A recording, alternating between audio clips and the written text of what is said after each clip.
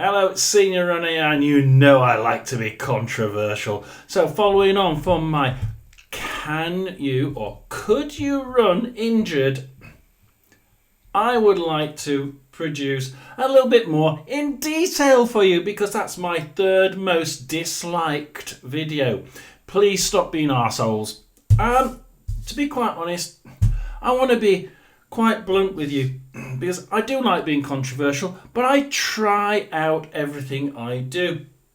Now let's take this and let's pull this into little bite-sized chunks for those people who haven't got enough brain cells to put together and wait until they've listened to the whole video. You see, the idea of detraining has to be thought of. And now you detrain exponentially.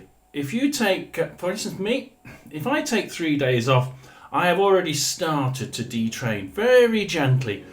If I take a full week off, I start to detrain an awful lot more on that 7th day than I do on that 3rd day.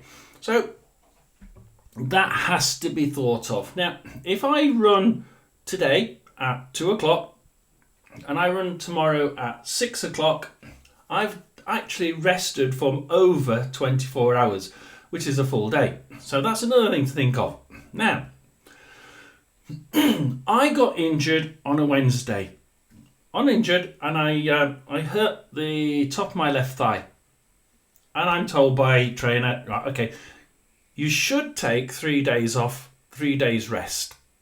Now, the idea is right, okay, you should take 3 days rest. However, you can do a little bit of light training as long as you don't overexert yourself or start to damage that tissue that you've already started to strain a little bit. So it's a strain rather than a serious tear.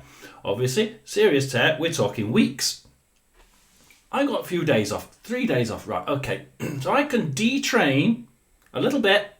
And in 3 days' time, I come back on the 4th day and I do, let's say, 2 days training. It's probably going to get me a little bit towards the almost back to where I was before I had the injury, because obviously detrained 2 days isn't going to quite get you back retrained again because you don't improve that much each time you train. But I'm going to be sort of there or thereabouts.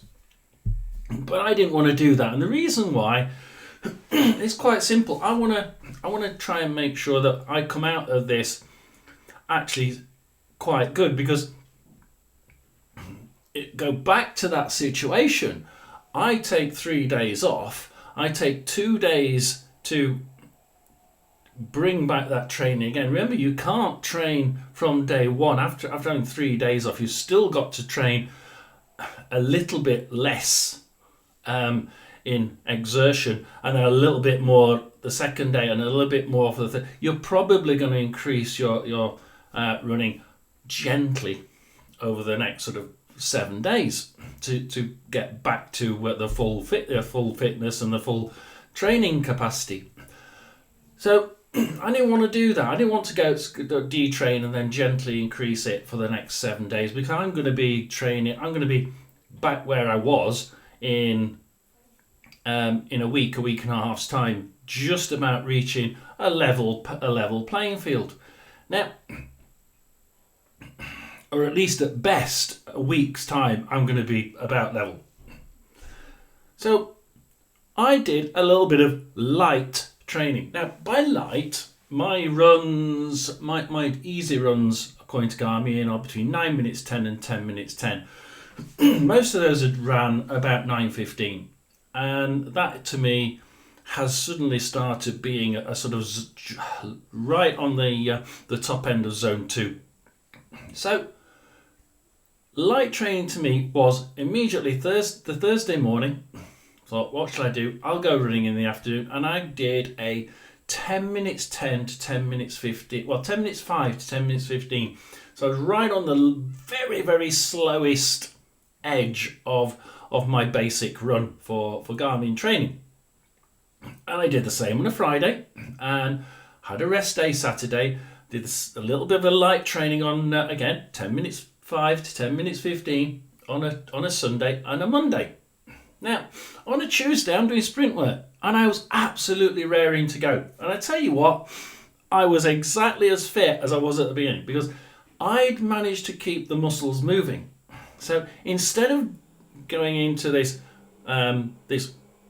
de-training part, I was actually just managing to keep everything moving, not detraining. And even if I was detraining, guys, even if you say, you're always detraining if you slow down, it's exponential, guys. You know, think about it. If I hadn't trained at all, the exponential graph goes straight through the floor. If I'm training a little bit, just a little bit, it doesn't go through the floor. Even if I do detrain, it's very, very lightly, which means that I come out of it, okay, a lot later, in this case 5 days instead of 3, but I end up coming out of it feeling a lot better, and it's not going to take me very much, 1 day, 2 days to get back, and I didn't even have to reduce the amount of exercise because I'd already reduced it in those 5 days. So actually, I managed to go straight in at the usual exertion rate as set by the Garmin training plan. So actually, with that short period of requirement, 3 days rest please, that's what I should have done, but doing it as I did meant I didn't go into the big drop for detraining because I detrain quite quickly. Instead, you manage to keep it about right. I mean, you might still lose a little bit, especially if it's a longer injury, where we'll talk about in a second. But you're still going to be a hell of a lot better off, but at a later point. So it's not quite as simple as what people think. Yes or no, you shouldn't. You should. The word shouldn't wasn't in the title. You shouldn't train because there's a risk that you could detrain. And there's a risk that you could damage tissue that is actually fixing. And this is why I did this video, because you've really got to wait. Just don't unclick and don't click dislike yet, because this is important. As you're training, albeit at 10 minutes, for me 10 minutes 5, I'm looking at the clock, 10 minutes 5 to 10 minutes 15. And I know that thigh was just what I call it was mumbling. It was groaning. It was saying, well, I'm still not quite fixed here, guys. You shouldn't really be running, but I'm not hurting. There's no sharp pains. There's nothing that's going to stop me from running because I feel okay. And as I ran the 50 minutes at 10 minutes 15, 10 minutes 10, I got a reasonable percentage on my, I think about 63-65% compliance on my app. So there's a fair amount of it over 10 minutes 10, probably into 10 minutes 20. But I was moving, and the feeling wasn't that I was injuring that structure. Now, a piece of paper in front of me, just to show you what I mean.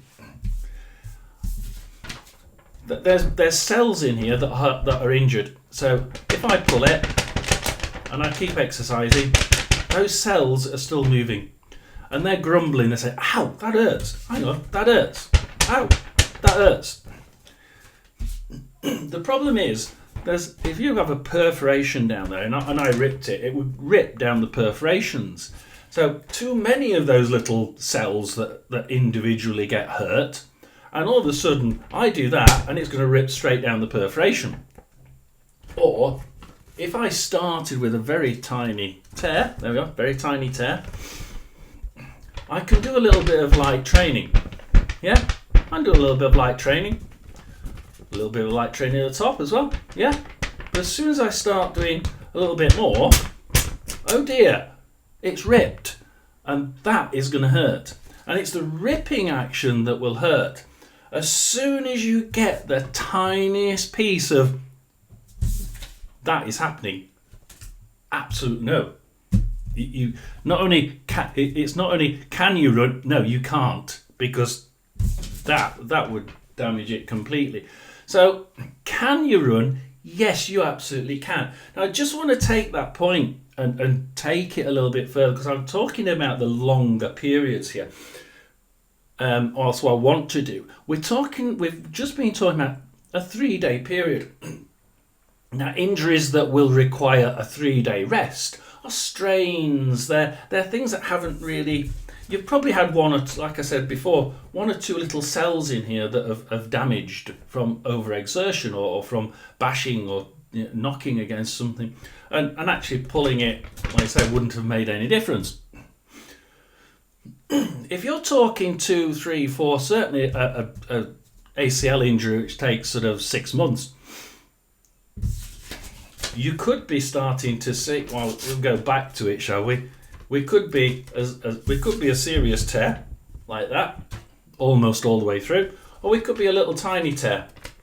And these are actually a lot more painful, and they're a lot more dangerous because, like I say, if you suddenly start putting too much exercise on that, it rips like that paper did before. Now, how do we know it's ripping?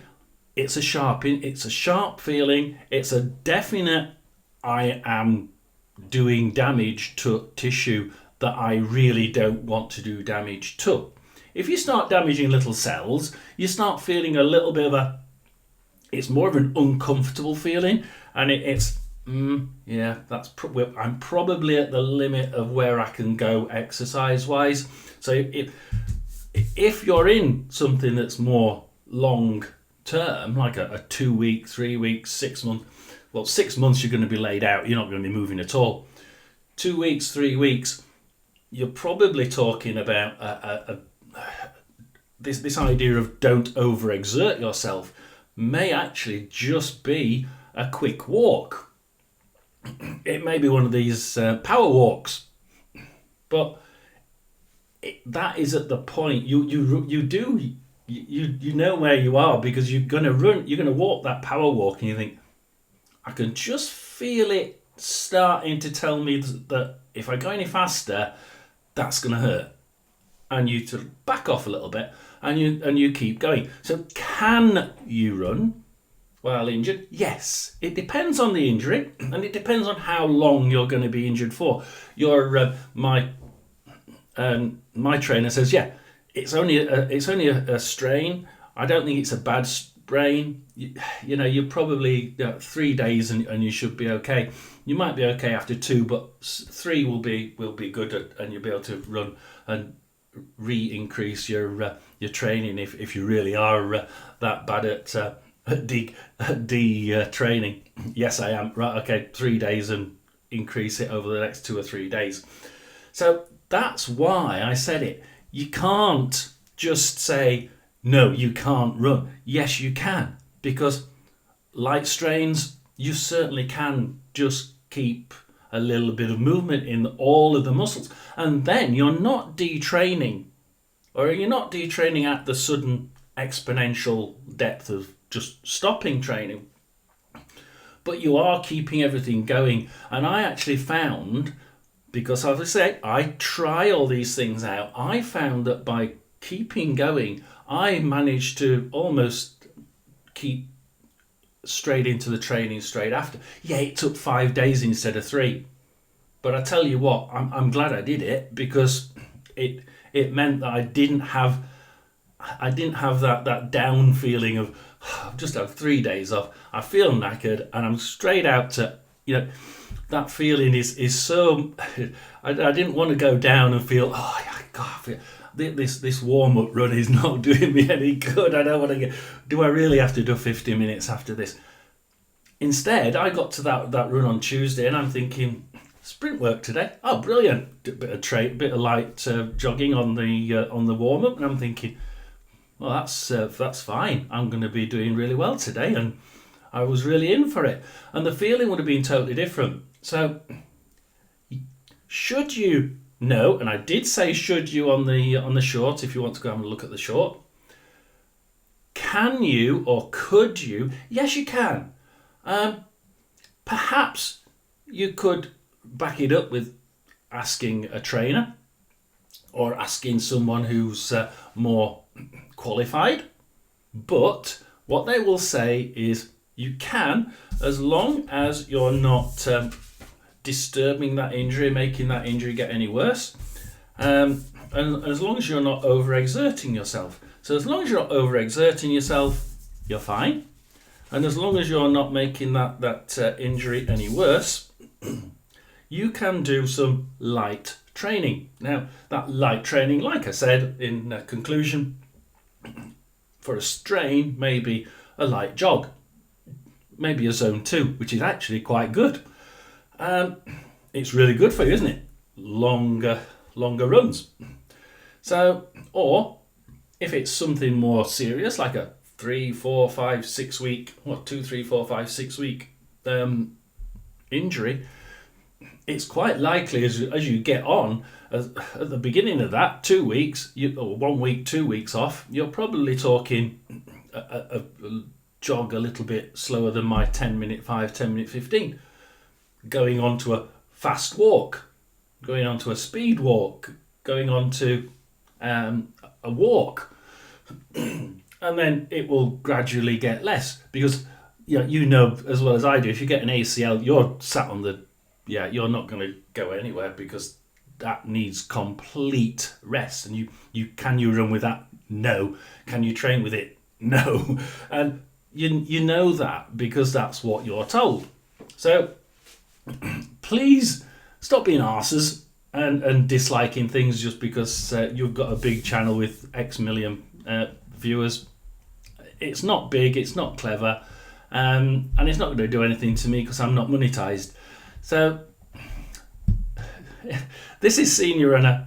Please do like and subscribe. I got a couple of subscriptions from that video as well. So it was my best video for subscriptions. Thank you very much. It was also my best video for dislike, or third best video for dislike. So you, and thank you very much, and like and subscribe, and I'll see you again the next time I have something equally as controversial. Thank you very much.